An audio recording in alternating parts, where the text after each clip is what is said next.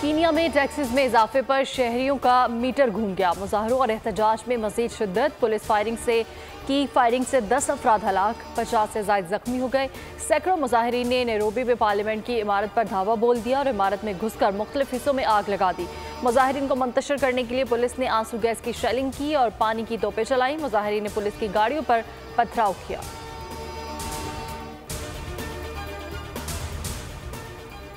कराची समेत सिंध के मुख्तलिफ शहरों में शदीद गर्मी की लहर। महकमा सेहत सिंध का हाई अलर्ट जारी। महकमा सेहत सिंध के तमाम मराकज़ सेहत में 24 घंटे की एमरजेंसी नाफिज। एडवाइजरी के मुताबिक दर्जा हरारत नॉर्मल होने तक तिब्बी अमले की छुट्टी मनसूख, अमला भी बढ़ाया जाएगा।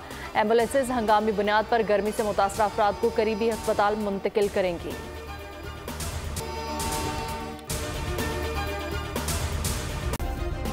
सब्सक्राइब करें और बेल दबाएं ताकि कोई खबर रह न जाए।